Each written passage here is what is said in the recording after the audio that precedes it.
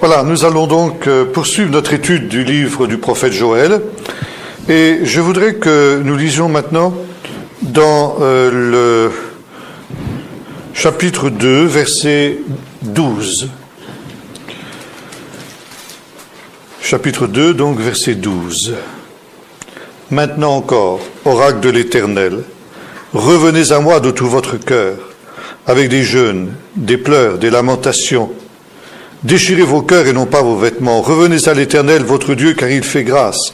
Il est compatissant, lent à la colère et riche en bienveillance. Il regrette le malheur qu'il envoie. Qui sait s'il ne reviendra pas et n'aura pas du regret, et ne laissera pas derrière lui la bénédiction des offrandes, des libations pour l'Éternel, notre Dieu. Sonnez du cor en Sion, consacrez un jeûne, proclamez une cérémonie, réunissez le peuple, formez une sainte assemblée, rassemblez les anciens, réunissez les enfants, même les nourrissons à la mamelle, que l'époux sorte de sa chambre et l'épouse de sa tente, qu'entre le portique et l'autel pleurent les sacrificateurs, ceux qui sont au service de l'Éternel et qui disent Éternel, épargne ton peuple, ne livre pas ton héritage au déshonneur pour qu'il soit la fable des nations. Pourquoi dirait-on parmi les peuples où est leur Dieu? L'Éternel est ému de jalousie pour son pays, il a eu pitié de son peuple, l'Éternel a répondu. Nous avons vu que nous vivons aujourd'hui les derniers moments du temps de la patience de Dieu. Cette patience qui a commencé à la fin du premier chapitre du livre de la Genèse, quand Dieu est entré dans son repos pour laisser place libre à l'homme. Et l'homme a eu la liberté d'agir et d'accomplir selon son propre désir. Et cette liberté dans laquelle Dieu a laissé l'homme, eh bien, arrive au temps de la fin à une impasse, c'est-à-dire à un stade où le monde, l'univers est sur le point de périr, de disparaître à cause des conséquences du péché de l'homme. Aujourd'hui, c'est quelque chose que l'on est en train d'expérimenter. Pendant longtemps, les hommes incrédules se sont moqués de ces affirmations de l'Écriture, considérant que le monde était éternel et par conséquent ne risquait rien. Depuis peu de temps maintenant, mais depuis maintenant quand même quelques années, on a pris conscience que l'existence même de l'univers était menacée, du monde en tout cas. Et aujourd'hui, on parle de tous ces problèmes de pollution, de destruction de l'environnement, toutes choses que déjà la Bible avait annoncées, notamment le livre de l'Apocalypse, et qui, manifestement, ne sont plus maintenant maîtrisables. C'est trop tard. On aurait pu peut-être maîtriser ces choses si on en avait pris conscience, comme le disaient un certain nombre de gens déjà il y a bon nombre d'années. Maintenant, les choses sont allées trop loin. Et ce n'est pas parce que l'on va favoriser les énergies naturelles, etc., que l'on va mettre un terme à cette évolution du monde. Un grand aussi homme de Dieu de cette génération, disparu il y a quelques années maintenant, le professeur Jacques Ellul, analysant la dynamique même du progrès technique, avait conclu que la maîtrise de ce phénomène n'était plus possible, que le progrès technique est devenu ce qu'il appelait une puissance.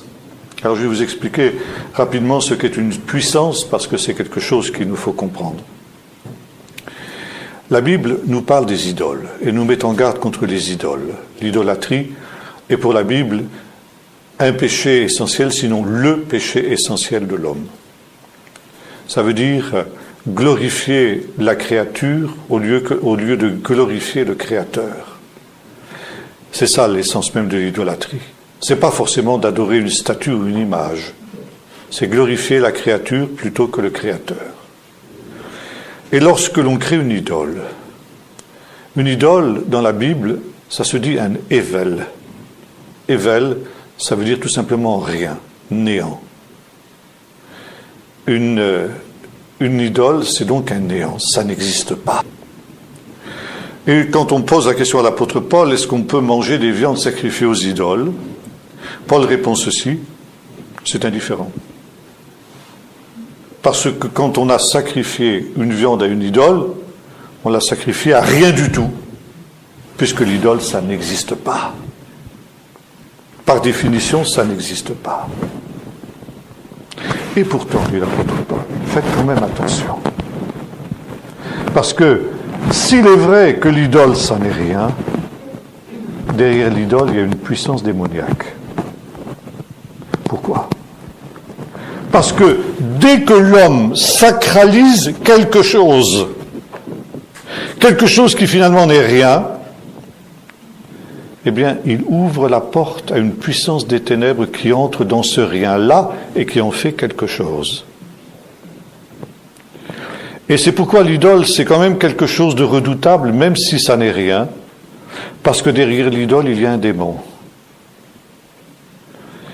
Et ce qui se passe à ce moment-là, c'est que l'homme va mettre cette confiance dans cette idole qu'il pense pouvoir contrôler, qu'il pense pouvoir manipuler, et qui en fait va devenir aussi, au bout d'un temps, autonome, va se libérer de cette emprise de l'homme et va suivre sa propre logique. Et cette logique, au bout d'un temps, elle va devenir asservissante pour l'homme.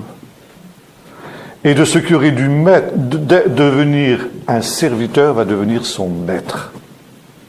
L'homme devient esclave de l'idole. Et c'est ça le danger de l'idole.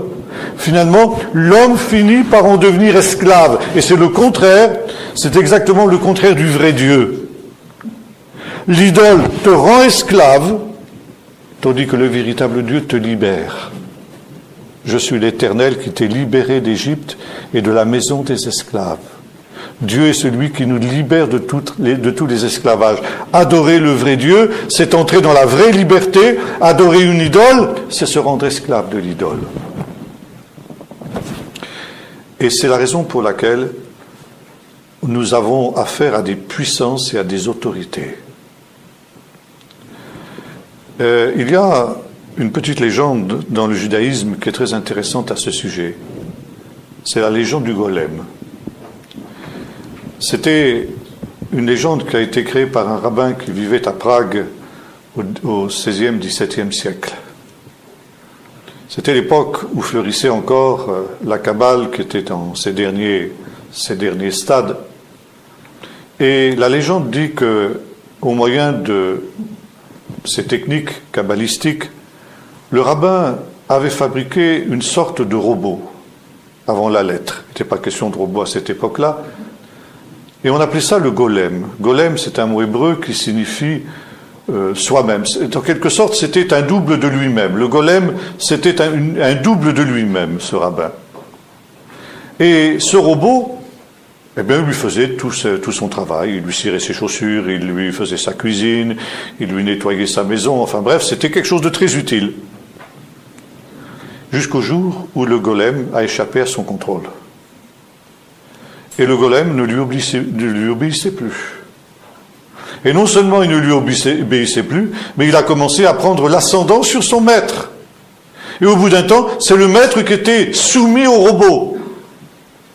Et non seulement le maître était soumis au robot, mais en plus de ça, le golem a commencé à s'en prendre à tous les voisins. Il les molestait, il les attaquait, il les battait, etc.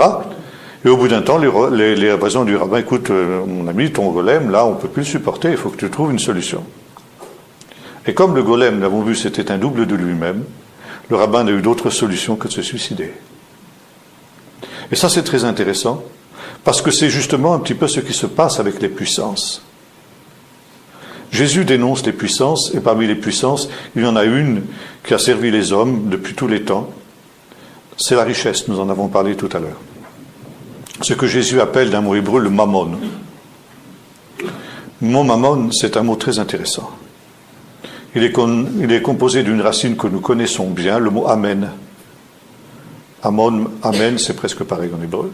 C'est simplement la prononciation qui diffère. Amen, c'est quelque chose de solide, quelque chose dans lequel je peux mettre ma foi, quelque chose qui me sécurise. C'est tout simplement la vérité. quand nous disons Amen, nous disons c'est vrai. C'est ça que nous disons. Vous vous souvenez que c'était une expression que Jésus employait souvent, Amen, Amen, je vous le dis. On traduit par en vérité, je vous le dis. En hébreu, ça se dit Amen. Amen, c'est donc la vérité. Ce que j'ai reconnu comme vrai, ce sur quoi je construis ma vie, parce que c'est du solide, j'ai reconnu que c'était du solide. Donc je mets ma confiance. Et du mot Amen, vous arrivez au mot la foi. La foi, c'est la certitude, c'est la confiance. Et voilà, nous avons le mammon. Alors devant le mot Amen, on a une autre lettre même, ma. C'est-à-dire ce qui provoque. Ce qui provoque la certitude, ce qui provoque la confiance. La richesse, c'est ce qui provoque ma confiance, mon assurance.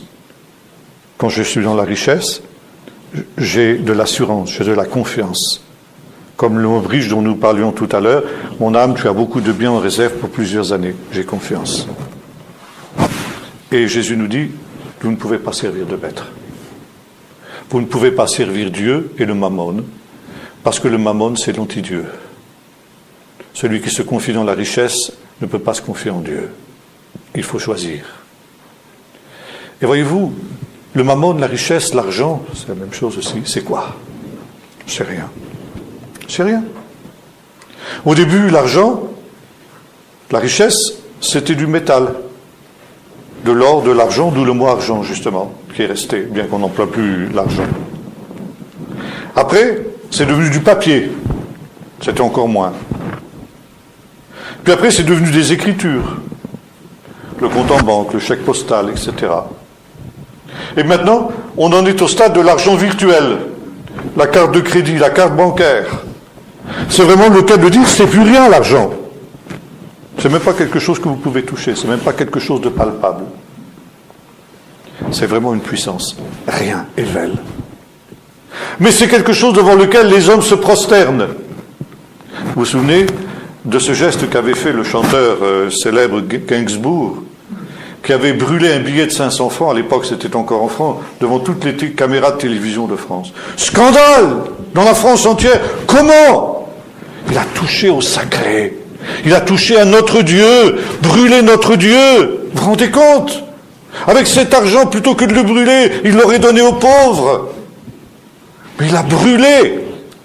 Il a fait un acte de profanation. Eh bien, là j'approuve Gainsbourg à 300%. Il a bien fait. Profaner, justement. Profaner le sacré, le faux sacré. Le sacré satanique. Il a bien fait. Je l'approuve. Et voyez-vous, ce rien qu'est l'argent, qui devrait être un serviteur, c'est quelque chose qui a servi l'homme. L'homme croit pouvoir maîtriser cet argent et en fait, il en est esclave. C'est un système, c'est une puissance. Le professeur Jacques Ellul a montré qu'il en était de même avec la technique. La technique, le progrès technique, c'est quelque chose qui maintenant échappe au contrôle de l'homme. C'est aussi quelque chose dans lequel l'homme met sa confiance parce que finalement vous n'avez plus... Tout problème est un problème qui doit se résoudre à un problème technique. Et toute solution est une solution qui ne peut être autre chose que technique. Si vous n'avez pas de solution technique à apporter, vous n'avez aucune solution à apporter en rien. C'est comme ça qu'aujourd'hui raisonnent les hommes.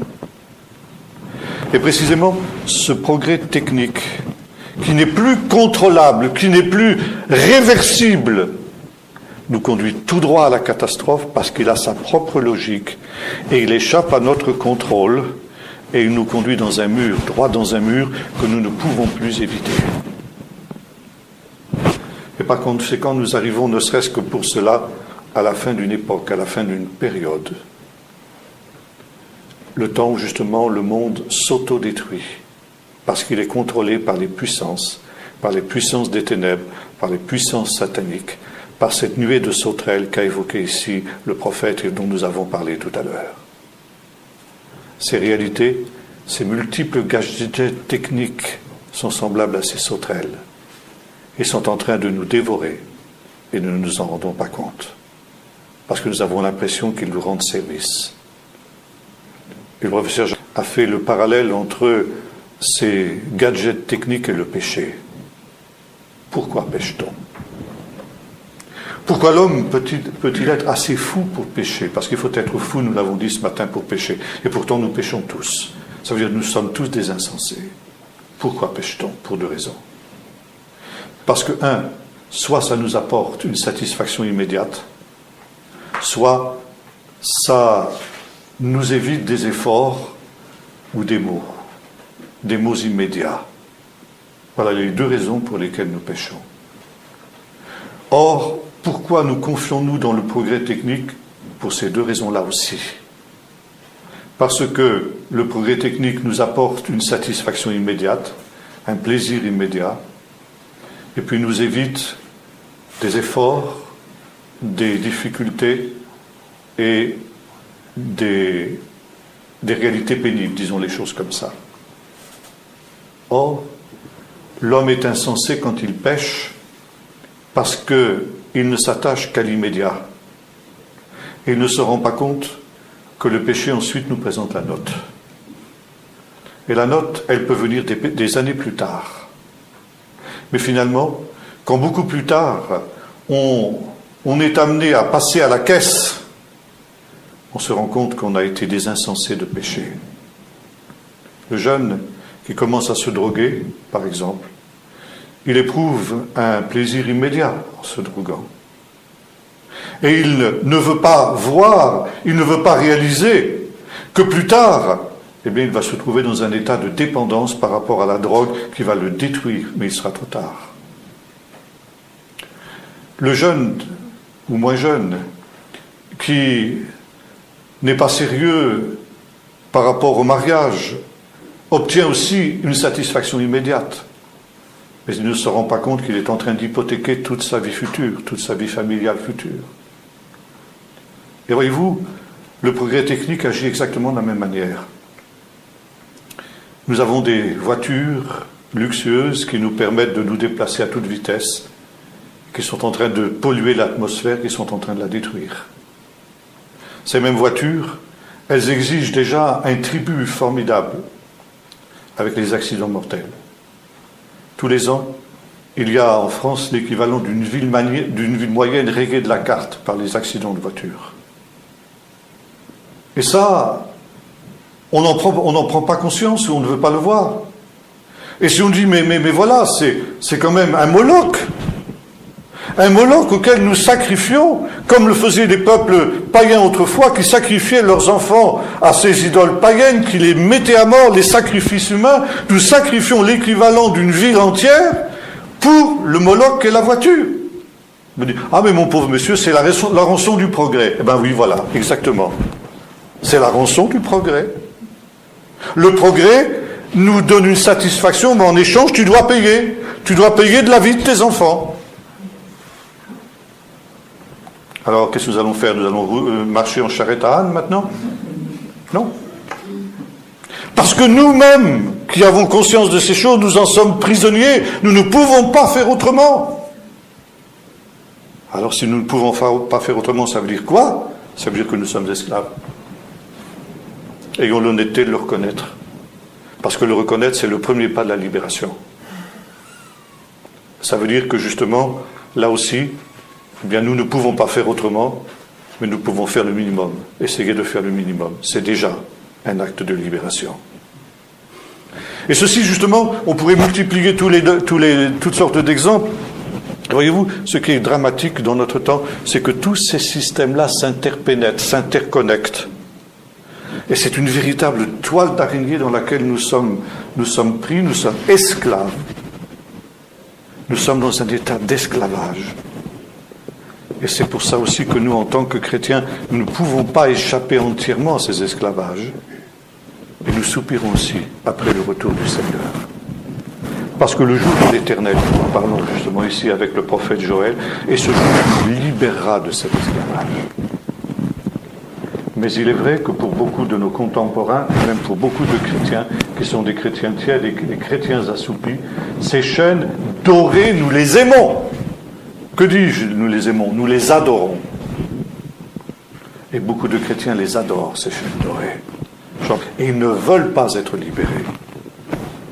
eh bien ils subiront le sort des méchants, quand le Seigneur viendra au dernier jour. Car quand le Seigneur viendra au dernier jour, il n'y aura plus de voiture. Il n'y aura plus d'Internet, il n'y aura plus de télé, il n'y aura plus de ces gadgets, il n'y aura plus de téléphone portable qui vous photographient, qui vous calculent l'âge du capitaine et qui font machine à laver. Le Seigneur aura brisé tout ça. Il y a un livre qui a fait fureur et qui est un livre, à mon sens, parfaitement hérétique. C'est un livre qui a été vendu 1 million d'exemplaires, une personne qui est allée au paradis. De plus en plus de gens font passer comme ça des temps dans le paradis et vous racontent des choses abracadabrantes et absolument ineptes. Bon, je crois qu'il y a des gens qui font des expériences comme ça. J'en ai parlé hier pour ceux qui étaient avec nous à Pointis. L'histoire de ce frère qui a été piqué par des frelons, qui a été 3 heures en état de mort clinique. Mais il n'a pas décrit ce qu'il a vu. Il est incapable de le faire, il m'a dit. C'est tellement au-delà de tout ce que l'homme peut imaginer qu'il n'y a pas de mot humain pour l'expliquer, comme dit l'apôtre Paul. Mais ce livre expliquait ce qu'était le paradis. Et la première chose qu'a vue cette femme en arrivant au paradis, c'est qu'il y avait des superbes voitures. Bon, j'ai fermé le livre, je dis, je ne vais pas plus loin.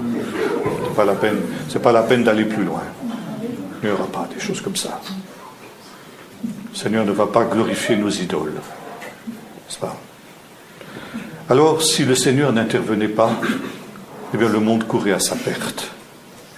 Et c'est la raison pour laquelle Dieu est obligé de sortir de son repos au dernier jour, pour éviter justement que sa création ne s'autodétruise, ou plus exactement que les puissances des ténèbres auxquelles les hommes se sont livrés corps et âme, eh bien sont en train de les détruire. Dieu vient pour détruire ceux qui détruisent la terre, nous dira un autre texte biblique.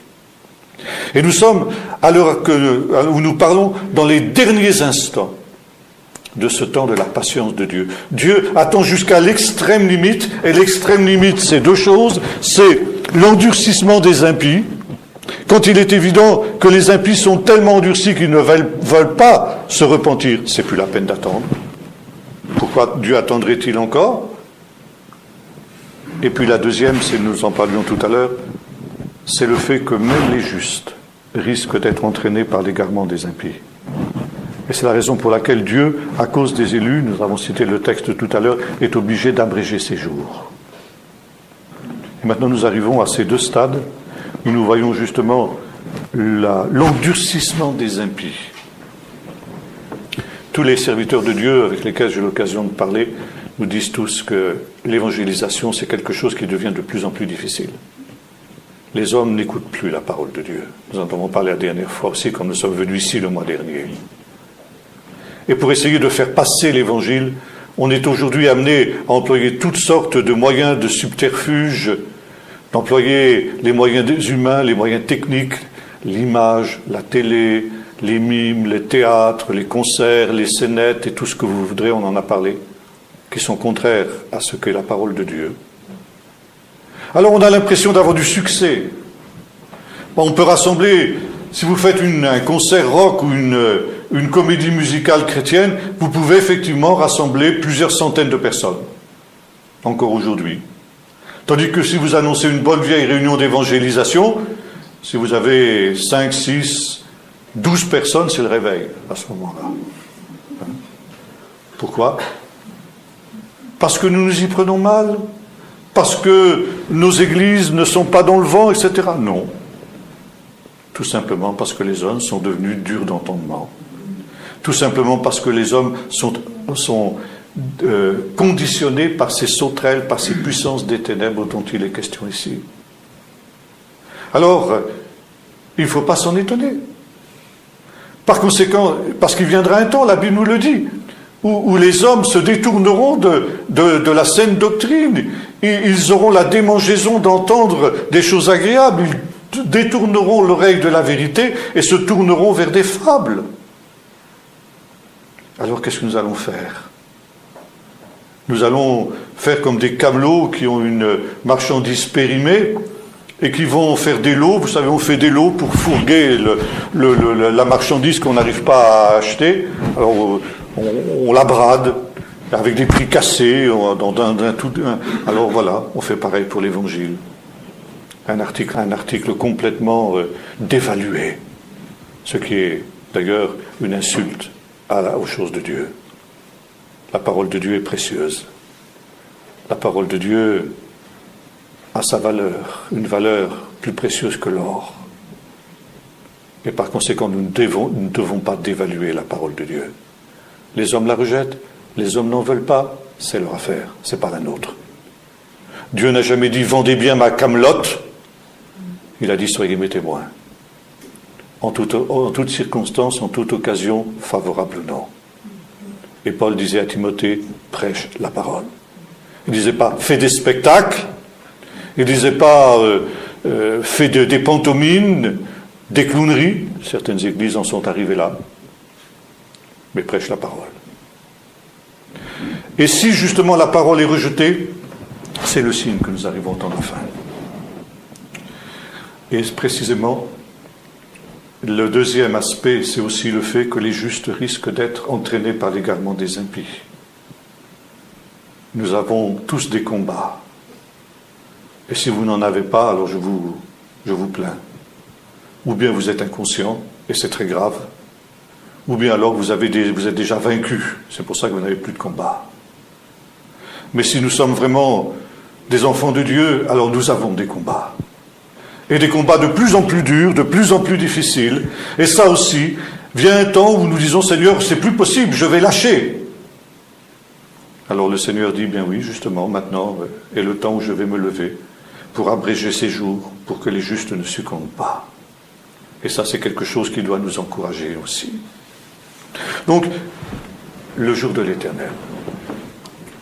Et bien, justement, il y a ce texte que nous avons lu, maintenant encore. Et ça, c'est un des mots-clés du livre du prophète Joël. Maintenant encore. Maintenant encore, ça veut dire, nous sommes dans un intertemps. Nous sommes dans un temps où ces deux dispensations, si j'ose dire, s'interpénètrent, s'interconnectent. Le temps de la patience de Dieu qui arrive à sa fin et le temps du jugement qui est commencé. Je disais tout à l'heure à plusieurs à table, une société comme la nôtre qui est en train de faire par tous les moyens la promotion de l'homosexualité, y compris à l'école maternelle. Il y a un film actuellement qui a été rejeté mais qu'on est en train de remettre sur la table par la bande. Je ne sais pas, une histoire de lune, je ne sais pas quoi, le clair... Pardon ? Le baiser de la lune, voilà, exactement. Qui a pour but d'enseigner aux enfants à l'école maternelle que l'homosexualité est une conduite aussi valable que l'hétérosexualité et le mariage. Une société qui fait ça, c'est une société qui est déjà sous le jugement de Dieu. Paul nous dit ça dans la première épître aux Romains, dans le premier chapitre de l'épître aux Romains. Il nous dit, connaissant le jugement de Dieu sur ceux qui pratiquent ces choses, non seulement ils les font, mais ils approuvent, et on dirait même maintenant, ils condamnent même ceux qui les condamnent.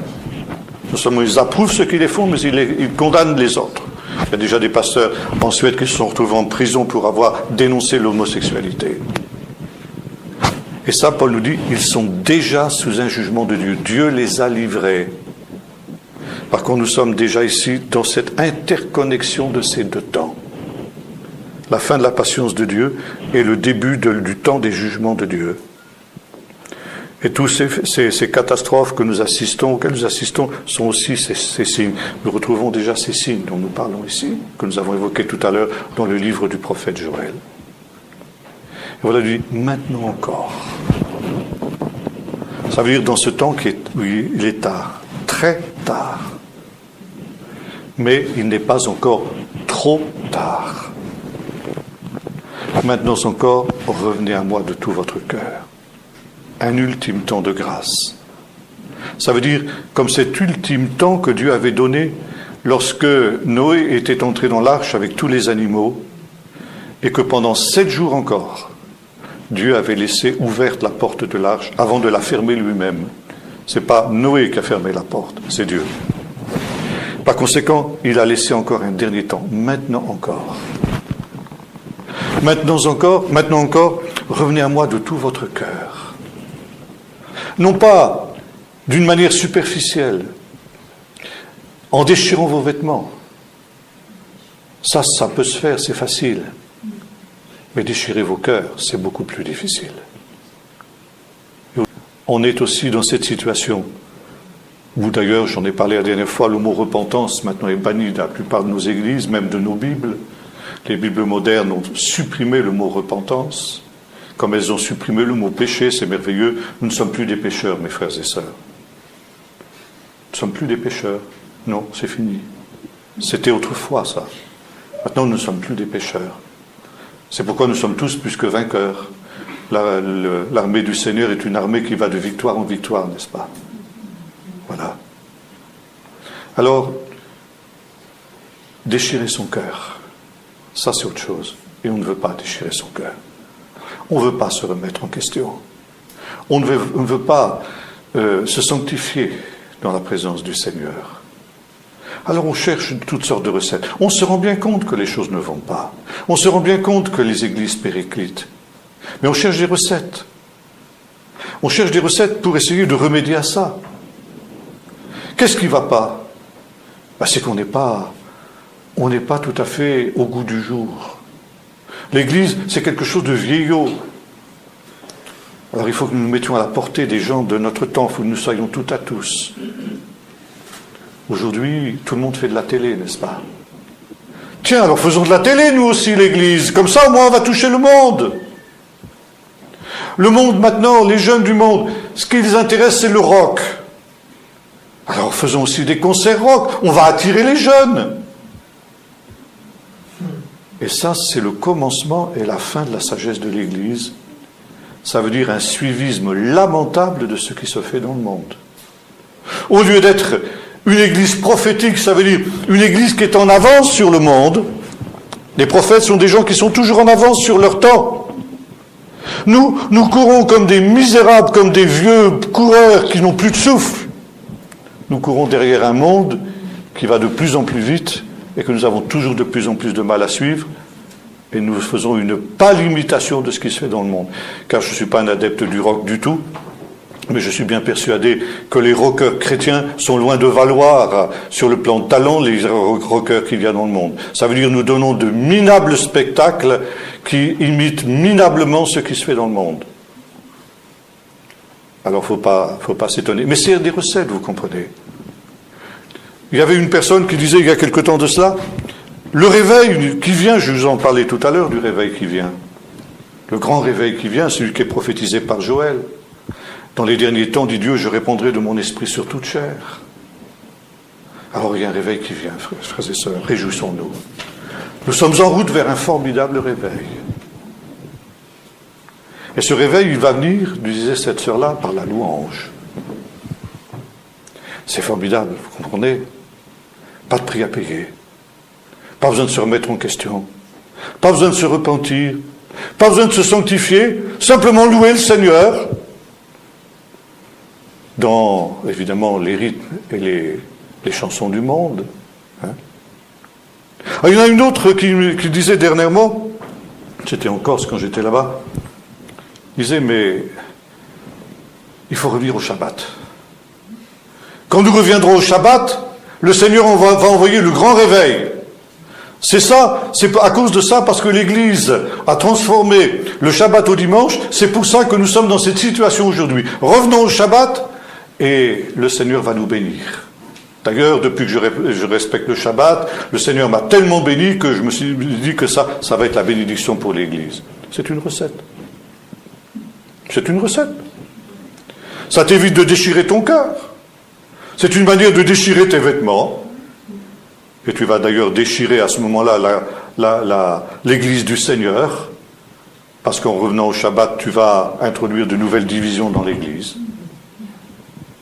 Et puis ça n'apportera rien du tout. C'est des recettes. Il n'y a qu'un seul chemin, le vieux chemin. Revenez à moi de tout votre cœur, dit le Seigneur. Avec des pleurs, des lamentations. Déchirez vos cœurs et non pas vos vêtements. Et lorsque l'on fait ceci, nous dit le texte ici, le Seigneur entend. Il est tard, mais il n'est pas trop tard. Et un autre mot-clé dans le livre du prophète Joël, mot « qui sait ». Qui sait si le Seigneur ne reviendra pas, s'il ne regrettera pas le mal qu'il avait pensé faire. Nous avons parlé ce matin du Seigneur qui fait du bien et du mal. Nous avons dit que cette idée, c'est une idée choquante pour nous, mais c'est une idée biblique. Le Seigneur fait le bien et le mal. Et c'est pourquoi Dieu parfois regrette le mal qu'il avait pensé faire ou qu'il a fait. Et voilà, ici, il y a cette interrogation, qui sait? C'est le mot-clé du livre. Et c'est en cela, justement, que la prophétie, nous avons l'occasion de dire ça déjà quand nous avons parlé du prophète Zacharie la dernière fois, me semble-t-il. Eh bien, c'est la différence entre les vrais et les faux prophètes. La prophétie biblique, ce n'est pas quelque chose qui est prédéterminé d'avance, comme par un ordinateur. Ou comme dans l'islam, Mektoub, c'est écrit, ça va s'accomplir, obligatoirement, il n'y a rien à faire. Ce n'est pas du fatalisme. Dieu avertit en disant, si vous faites comme ça, si vous continuez comme ça, voilà ce qui va se passer. Mais si vous vous repentez, si vous cessez de pratiquer vos mauvaises œuvres, alors ça n'arrivera pas. Et Dieu, justement, veut que les choses n'arrivent pas. C'est pourquoi il nous avertit. Voilà ce qui va se passer. Nous avons parlé de Ninive aussi, je crois, la dernière fois, et ce matin nous avons aussi parlé de cela, où Dieu envoie le prophète pour dire encore 40 jours et Ninive est détruite. C'est arrêté, ça y est, c'est décidé, il n'y a rien à faire. 40 jours. Et le roi de Ninive, quand il entend ça, dit, eh bien, faisons un jeûne, repentons-nous, que chacun abandonne ses mauvaises voies. Qui sait si Dieu ne se repentira pas? Et Dieu le fait. Au grand désespoir de Jonas, qui dit, ben, Seigneur, moi j'ai l'air de quoi d'un faux prophète dans cette affaire? Eh bien, c'est la même pensée ici chez Joël, parce que Joël et Jonas sont des prophètes de Dieu, l'un comme l'autre. Qui sait? Or déjà, le fléau est en cours, les fléaux sont en cours. Mais il y a des choses qu'on ne peut pas, sur lesquelles on ne peut pas revenir. Mais on peut changer un peu le cours des choses, l'intensité des choses. Le Seigneur a envoyé déjà les sauterelles, et déjà une bonne partie du pays est ravagée, nous le lisons dans le texte. Et pourtant, le Seigneur entend, il voit la repentance de son peuple, et il envoie un vent qui va disperser ces sauterelles, qui vont se noyer. Une partie dans la Méditerranée, la mer occidentale, et une partie dans la mer Morte, la mer orientale. Alors tout le fléau n'a pas été écarté, mais une partie a pu l'être. Voyez-vous, dans cet intertemps dans lequel nous sommes, je disais tout à l'heure, nous sommes dans un intertemps, maintenant encore. Qui sait? Qui sait si nous nous repentons, nous? Toi, moi. Pas ton voisin, t'occupe pas du voisin. T'occupe pas de l'église voisine. Toi. Si tu te remets en question devant Dieu, si tu remets l'ordre des priorités, si tu te sépares justement de toutes ces choses qui sont obstacles, comme Jésus disait quand il parlait de son retour, prenez garde, disait-il, que vos cœurs ne s'apesantissent par les excès du manger et du boire, donc le confort dont nous parlions tout à l'heure, le bonheur au sens où l'homme le comprend, et par les soucis de la vie. L'expression souci de la vie demanderait qu'on s'y arrête longtemps. Parce que c'est notre problème numéro 1 dans notre vie. Pas toujours le péché grossier, mais les soucis de la vie. Ça veut dire un tas de réalités qui encombrent nos vies. Et précisément, le monde moderne, ça s'ingénie à multiplier les soucis de la vie. Ça veut dire encombrer notre vie d'une multitude de choses, de gadgets inutiles ou de préoccupations inutiles. Ça peut être, je ne sais pas moi, prochaines vacances. Dès que les gens rentrent de vacances, ils pensent aux prochaines vacances. C'est ça leur préoccupation essentielle, parce qu'on vit seulement pendant les vacances. C'est là qu'on vit intensément, c'est là qu'on vit vraiment.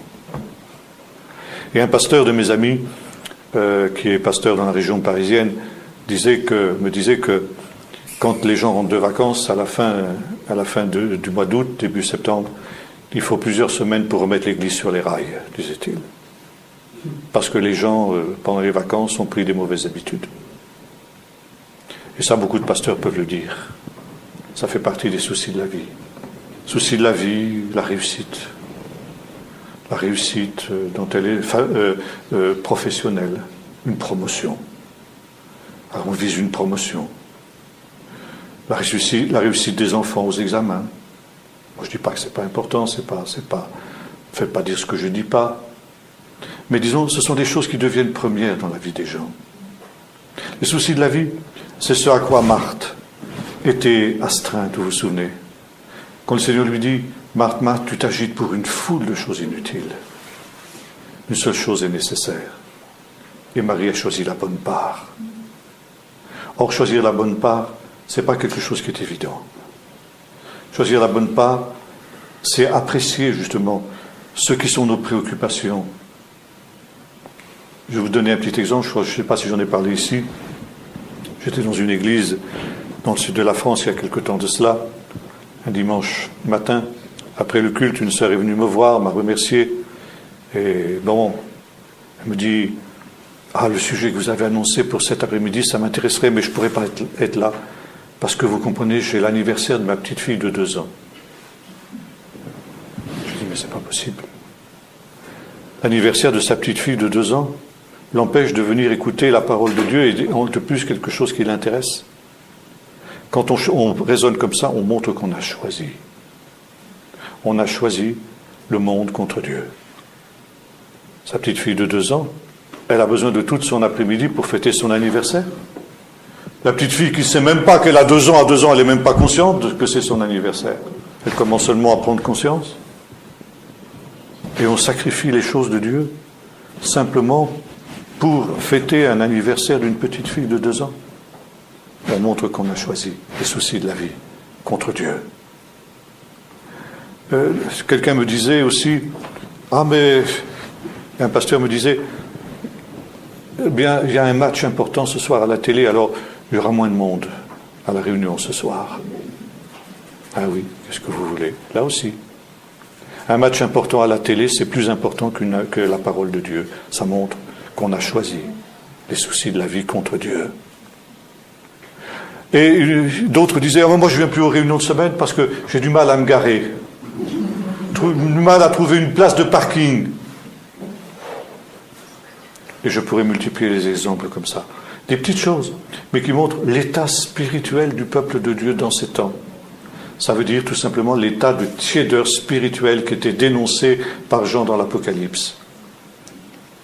Tu n'es ni froid ni bouillant, tu es tiède. Tu n'es pas froid, puisque de temps en temps, quand tu n'as rien de mieux à faire, bien sûr, tu vas aux réunions. Quand tu n'as rien de mieux à faire. Ça veut dire que l'évangile est la dernière de nos priorités. Ce qui est important, c'est ce que le monde peut m'offrir, etc. Comme je disais tout à l'heure, beaucoup de chrétiens, quand ils sont en vacances, ils mettent le Seigneur en vacances aussi. On ne va pas au culte, on ne va pas aux réunions, bien sûr, parce qu'on a tellement mieux à faire. On est en vacances, vous comprenez. Et si le Seigneur revenait pendant que tu es en vacances, qu'est-ce qui se passerait? Tu t'es posé la question déjà? S'il te voit sur la plage, alors tu devrais être au culte le dimanche matin quand il reviendra, si c'est un dimanche matin. Qu'est-ce qui se passera pour toi? Je te laisse répondre, tout simplement. Alors il y a un retour nécessaire, maintenant encore. Revenez à moi. Mais quand le Seigneur voit qu'on revient, il répond, nous est-il dit. Alors encore une fois, il n'annule pas tout de ses jugements, mais il restreint. Il fait en quelque sorte que le jugement soit moins intense que ce qu'il aurait pu être. Et en tout cas, il permet à ceux qui se repentent d'échapper au jugement, d'échapper au châtiment. Alors, ici, il continue, maintenant que chacun, rassemblez les anciens, les enfants, même les nourrissons à la mamelle, que l'épouse sorte de sa chambre, l'épouse de sa tante, etc., les sacrificateurs. C'est pas regarder au voisin, c'est lui qui devrait se repentir. D'ailleurs, je le connais, vous savez. Vous savez le caractère qu'il a, mais il a vraiment besoin de se repentir. Merci pour ce que vous avez dit, parce que j'ai pensé que ça vraiment, ça lui ferait du bien. Il en a besoin. Ah, ça c'était bien. Je remercie le Seigneur pour ce que j'ai entendu aujourd'hui. Oui, mais toi, tu es peut-être concerné aussi. Peut-être encore plus que le voisin. Vous savez, cette histoire que Nathan avait raconté à David, vous vous souvenez, après le péché de David, tuer Uri le Héthien. Je raconte cette histoire de cet homme qui avait une toute petite brebis et qui avait un voisin qui avait des dizaines et des centaines de brebis et qui avait pris la brebis du pauvre pour la prêter pour un visiteur. Et David a dit, oh, c'est un monstre ce bonhomme-là, il a pu faire une chose pareille. Oh, ben alors là, il mérite la mort. Oui, il dit, Nathan, cet homme c'est toi. Alors, faisons attention là aussi. Ah, c'est bien pour le voisin. Oui, peut-être pour toi ce soir. C'est peut-être à toi de te remettre en question. Le Seigneur entend et il répond. Et ça, c'est justement la merveille de Dieu. Dieu est celui qui voit quand un homme se repent. Alors, quand quelqu'un le cherche vraiment, met sa vie en règle, débarrasse sa vie de tout ce qui est vain, de tout ce qui est inutile, parce que c'est ça ce dont nous avons besoin. Ces choses qui nous cachent la face de Dieu. Un pasteur me disait, eh bien, mes gens ne lisent plus la Bible. Pour deux raisons. Parce qu'ils sont devant la télé et devant Internet. Alors, si ton œil est pour toi une occasion de chute, disait Jésus, arrache-le, jette-le loin de toi. Si ta main est pour toi une occasion de chute, coupe-la et jette-la loin de toi. Ce n'est pas en arrachant ces choses que tu vas acquérir un mérite devant Dieu, mais tu enlèves un obstacle à la communion avec Dieu. Et tu reviens dans l'essentiel. À la loi, au témoignage, disait le prophète, si on ne parle pas ainsi, il n'y aura pas d'aurore pour le peuple. Alors, il faut faire un tri chez soi. Un tri dans tous ces soucis de la vie. Est-ce que ma vie n'est pas encombrée d'une foule de choses vaines, d'une foule de choses inutiles? Est-ce que je ne pourrais pas me passer de ces choses? Est-ce que j'ai vraiment besoin de cela? Et vous savez, quand on fait ces choses-là, on se rend compte que, finalement, on ne vit pas plus mal. Je dis, mais je ne pourrais jamais me passer de ça. Mais si, tu verras que, au contraire, ce ne sera pas une vie au rabais que tu vas vivre, ça va être un surcroît de vie seulement.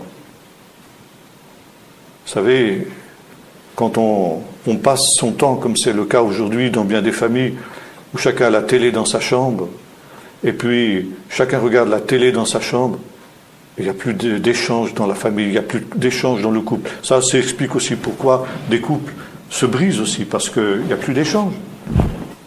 Vous savez, Saint-Exupéry a dit quelque chose de très beau en parlant de l'amour. L'amour conjugal. Il a dit, s'aimer, ce n'est pas se regarder l'un l'autre, c'est regarder ensemble dans la même direction. Et il y avait une caricature que j'ai vue une fois, c'était chez un prêtre d'ailleurs, où on voyait un homme et une femme assis devant la télé, et il y avait ce texte. S'aimer, ce n'est pas de se regarder l'un l'autre, mais c'est de regarder dans la même direction. Mais en même temps, vous voyez, il y avait à rire en regardant cette caricature, et en même temps il y avait à pleurer parce que c'est tellement vrai. Et finalement, c'est plus l'amour, ça tue la communion fraternelle. Et comme précisément, on se détourne de ces vanités. Et vous savez, il y a quelque temps de ça, dans certains lieux, une panne de télé, c'était en Bretagne d'ailleurs, c'était au début quand je suis arrivé. Et on avait des indépendantistes bretons, on en a aussi en Bretagne.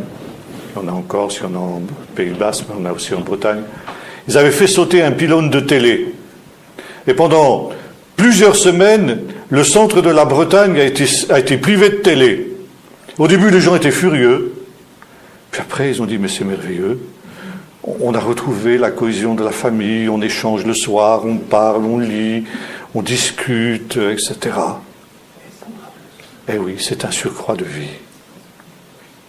Alors, quand nous faisons ce tri dans notre vie, ne croyons pas que c'est quelque chose qui va être un fardeau. Non, c'est au contraire quelque chose qui va nous libérer, parce que ce sont, nous disions tout à l'heure, ces idoles.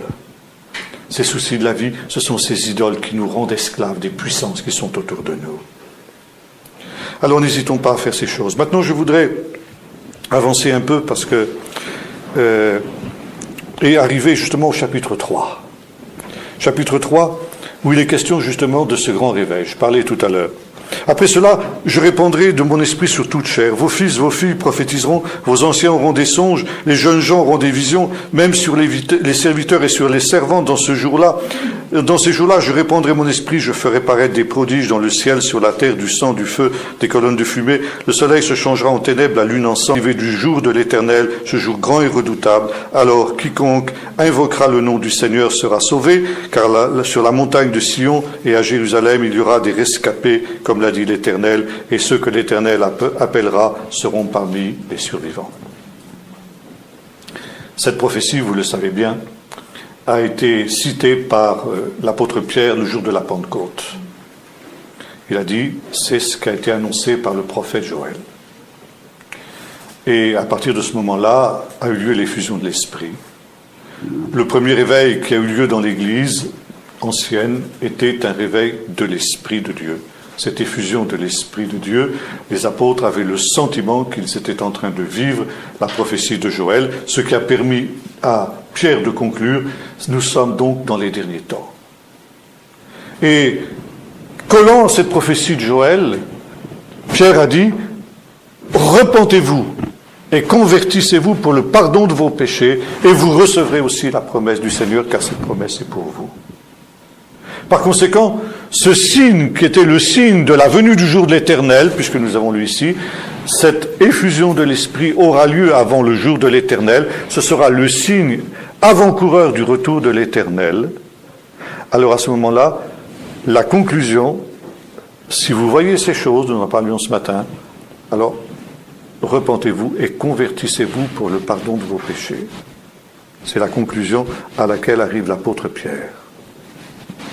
Alors on va dire, mais Pierre s'est un peu trompé, parce que 2000 ans sont passés depuis, et la fin n'est pas venue. Donc on n'était pas dans les derniers temps. Si on était dans les derniers temps. Parce que pour Dieu, un jour est comme 1000 ans sont comme un jour. Et à partir de ce moment-là, nous sommes entrés dans ce temps de la patience de Dieu, ce temps des nations, qui a permis à cette bonne nouvelle qui est sortie de Jérusalem, comme il est écrit ici dans notre texte, le salut sera sur la montagne de Sion. Et c'est effectivement sur la montagne de Sion qu'a eu lieu cet événement de la Pentecôte. On montre encore sur le mont Sion aujourd'hui l'emplacement de la chambre haute où cet événement a eu lieu. Et ce lieu, bien qu'ayant été reconstruit, est certainement authentique. Ça, les archéologues l'ont démontré. Et par conséquent, depuis ce mont Sion, comme l'avait annoncé ici notre texte, la bonne nouvelle est sortie par ce Big Bang, en quelque sorte. C'était un véritable Big Bang, la Pentecôte. Ça veut dire, ça a libéré une énergie spirituelle, une lumière spirituelle formidable, qui dure encore 2000 ans après. Et aujourd'hui, justement, c'est accompli ce que Jésus avait dit à ses apôtres, quand il avait fait cette promesse du Saint-Esprit, vous serez mes témoins à Jérusalem, en Judée, en Samarie, et jusqu'aux extrémités de la terre. Nous sommes arrivés au stade aujourd'hui où les extrémités de la terre ont été atteintes par cette explosion du Saint-Esprit. Donc, ce qu'avait dit Pierre le jour de la Pentecôte était vrai. Il a fallu 2000 ans pour que cette explosion atteigne les extrémités de la terre, mais c'est fait. Et lorsque a commencé, au début du siècle dernier, en 1901, très exactement, ce qu'on appelait le réveil pentecôtiste en Californie, dans la communauté du pasteur Charles Parham, les premiers pentecôtistes avaient le sentiment qu'ils étaient en train de vivre à nouveau cette prophétie de Joël. Et quand le Saint-Esprit a commencé à se répandre depuis cette ferme de Topeka, que ce groupe de jeunes avait loué donc pour la nouvelle année 1901, c'était tout à fait au début du siècle, vous savez, 1900, c'est aussi un chiffre symbolique dans la Bible. 19, c'est la gématria d'un texte que vous trouvez dans le chapitre 61 du livre du prophète Ésaïe, où il est question des temps de la fin. Où le Seigneur dit « Beito achishena », en hébreu, achishena, ça vous donne 19 en hébreu. Ça veut dire, dans ce temps-là, je hâterai ces choses. Et lorsque le Saint-Esprit, depuis cette ferme de Topeka, s'est répandu dans toute la Californie, à Los Angeles, et puis de là dans tous les États-Unis, et ensuite dans le monde entier. Les premiers pentecôtistes avaient l'impression qu'ils étaient en train de vivre à nouveau une nouvelle phase de cette prophétie de Joël, et ils avaient raison. Et en même temps, ils considéraient, avec raison également, que cette explosion du Saint-Esprit était un des derniers signes avant le retour de Jésus. Parce que justement, notre texte de Joël nous dit « Alors viendra le jour de l'Éternel, je vous enverrai ce réveil avant que ne vienne le grand jour de l'Éternel. » Et l'évangile qui était prêché à cette époque-là, qu'on appelait l'évangile carré, tournait autour de 4 affirmations. Jésus sauve, Jésus guérit. Le miracle de la guérison avait été aussi remis en honneur par les premiers pentecôtistes. Jésus baptise dans le Saint-Esprit. Et enfin, Jésus revient. Donc ce sentiment de l'urgence, parce que nous étions proches du retour du Seigneur. Et cette urgence, elle a continué à se manifester aussi par le fait que ces gens voulaient répandre ce message dans le monde entier le plus rapidement possible avant que le Seigneur ne revienne. Et en 1911, avait eu lieu en Scandinavie, je ne sais plus si c'était en Suède ou en Norvège, peu importe, une convention mondiale de Pentecôte. Et là, une prophétie avait été donnée. Il disait ceci: ce réveil de Pentecôte a été la dernière manifestation de la grâce de Dieu à cette génération. Et bien qu'il y ait eu des choses extraordinaires, le monde et l'Église n'a pas reçu ce réveil. Et par conséquent, je vais envoyer mes jugements. C'est la dernière occasion que vous avez de vous rassembler. Pendant des années, vous ne pourrez plus vous rassembler. Des années qui vont être ravagées par les jugements de Dieu. 1911.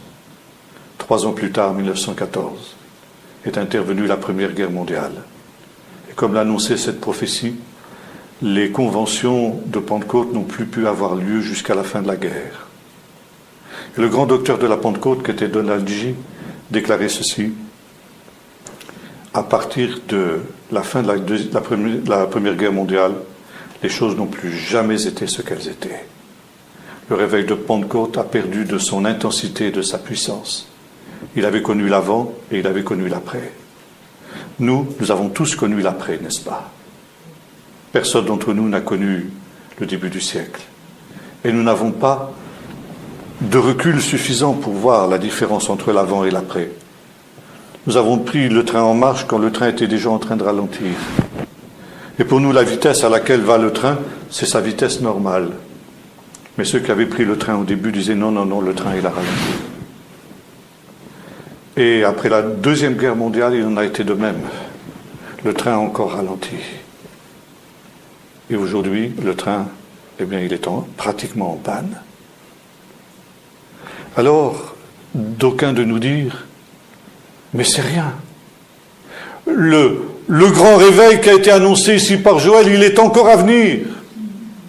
C'est seulement maintenant que nous allons voir des choses grandioses et des choses encore plus extraordinaires que ce qui a été vu jusque maintenant.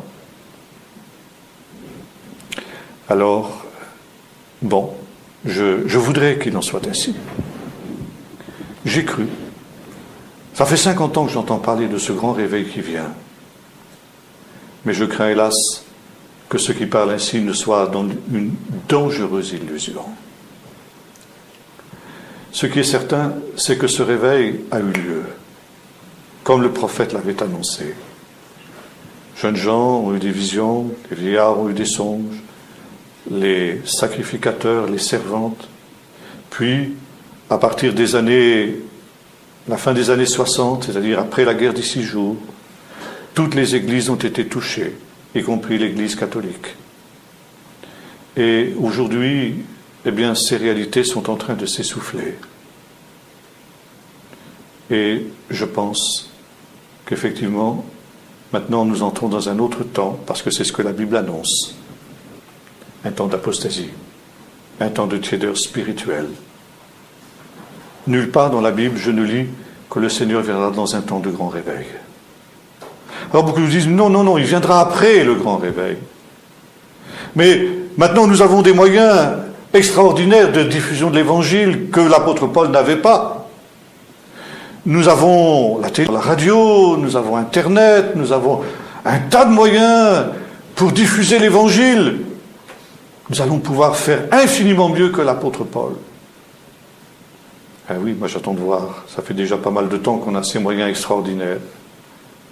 Mais quand je lis Jacques Ellul, et cette analyse pertinente qu'il a faite de ces moyens modernes, ces idoles dont nous parlions tout à l'heure, ces idoles, elles ne vont pas véhiculer l'Évangile. Parce que comme disait Jacques Ellul, le médium est le message. Ce qui intéresse l'homme, c'est pas tant le message qui est véhiculé par le médium, c'est le médium lui-même. Il prenait un exemple, prenez une scène de rue, une scène banale, les rues d'une grande ville, un jour où la ville est animée, vous avez les passants qui vont et qui viennent, vous avez les voitures qui circulent, etc. Personne ne regarde, personne ne fait attention. C'est une scène tellement banale à laquelle tout le monde est habitué que personne n'y regarde. Prenez une caméra, filmez cette scène, passez-la à la télé, tout le monde va regarder. Ce qui ne regardera pas dans la rue le regardera parce que ça passe à la télé, parce que la télé, c'est le message. Ce qui intéresse l'homme, c'est pas tant ce qu'il voit que le fait qu'il le voit à la télé. Parce qu'il est séduit, il est fasciné par le miracle que représente la télé. C'est un miracle. Comment je peux voir une scène qui est en train de se passer aux extrémités du monde? Mais c'est un miracle. Bien oui, c'est un miracle. C'est le miracle de la technique. Et c'est ça qui éblouit l'homme. Et par conséquent, ce qui l'intéresse, c'est pas tant ce qui est véhiculé par ce moyen-là que le moyen lui-même. Les peuples qui n'ont jamais eu de radio, vous leur donnez une radio, ils vont écouter n'importe quoi. Parce que c'est simplement le fait d'avoir cette boîte qui diffuse de la musique, qui diffuse des paroles, etc. Alors ça peut être aussi bien n'importe quoi. L'essentiel, c'est on est fasciné par ce miracle de la technique. Et le moyen remplace la fin, remplace le but. Et on va pas dire, je vais le diffuser par ce moyen-là. Non. Ce qui va intéresser ton auditeur, à part quelques exceptions, bien sûr, je ne dis pas qu'il n'y a pas des gens qui se convertissent par la télé ou qui se convertissent par la radio, ça existe. Mais attendre de ça un grand miracle, un grand réveil, parce que c'est le moyen qui va faire le réveil, non. Au contraire, ça rend l'Évangile encore moins accessible, certainement moins accessible que dans une bonne vieille réunion d'évangélisation où il y a un contact humain, parce que rien ne remplace le contact humain. Jésus était un homme de contact.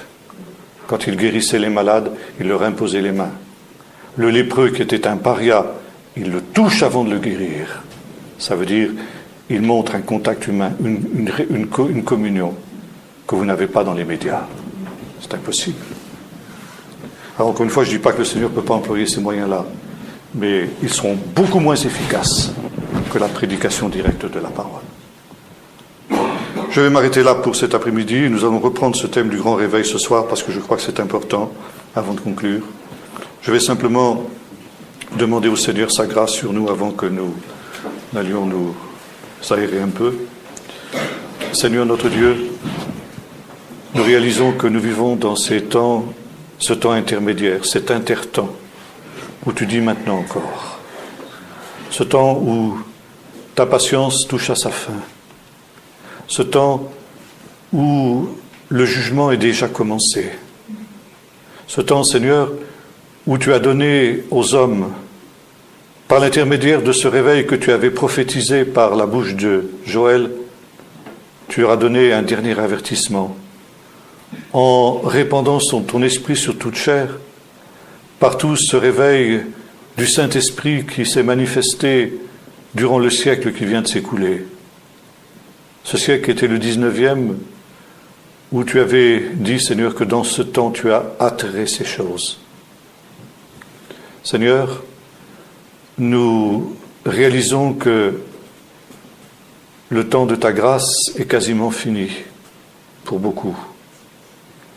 Et que pour beaucoup, comme le disait aussi un homme de Dieu ces temps derniers, il est déjà trop tard. Mais Seigneur, tu nous dis maintenant encore. Et ceux, Seigneur, qui sont ici cet après-midi, il n'est pas encore trop tard. Si nous sommes ici, c'est parce que quelque part nous cherchons ta face. Et par conséquent, pour nous, il n'est pas trop tard. Et tu nous dis, maintenant encore, revenez à moi de tout votre cœur. Chacun, Seigneur, donne-nous de nous examiner nous-mêmes et de voir, Seigneur, ce que nous avons à déchirer dans nos cœurs, ce que nous avons à déchirer dans nos vies, ces choses vaines inutiles qui nous voilent ta face et qui nous empêchent, Seigneur, de véritablement entrer dans ta communion, entrer dans ta présence et par conséquent d'entrer dans ton royaume. Tu nous rappelles au travers de cette bouche du prophète que seuls ceux qui accepteront de se dépouiller d'eux-mêmes entièrement pourront échapper dans ce jour terrible et redoutable qui arrivera. Alors Seigneur, donne-nous d'abandonner, de nous dépouiller de tout ce qui pourrait être obstacle, de tout ce qui pourrait être inutile et vain, afin non seulement, Seigneur, que nous apprenions à vivre mieux, mais que nous apprenions, Seigneur, aussi à t'écouter mieux. Seigneur, délivre-nous de toutes ces puissances d'idolâtres qui nous asservissent, de toutes ces chaînes, Seigneur, qui sont sur nous et que nous confessons, Seigneur. Nous confessons que nous sommes esclaves avec les hommes qui nous entourent, de toutes ces puissances, Seigneur, auxquelles ils se sont livrés corps et âme. Mais Seigneur, tu es celui qui nous délivre de la maison d'Égypte et de toutes les formes d'esclavage. Seigneur, brise nos chaînes et donne-nous, Seigneur, de les secouer pour que nous sortions libres et que nous nous mettions en marche vers ton royaume, vers la Jérusalem céleste qui vient. Donne-nous de quitter les Babylones de ce monde, comme Abraham avait quitté, Seigneur, Ur en Chaldée, pour se mettre en route vers le pays que tu nous montres, vers cette Jérusalem qui a des solides fondements, dont tu es l'architecte et le constructeur. Donne-nous de ne pas regarder en arrière comme la femme de Lot, après avoir mis la main à la charrue, mais d'être de ceux qui persévèrent jusqu'à la fin et qui atteignent le but au nom de Jésus. Amen.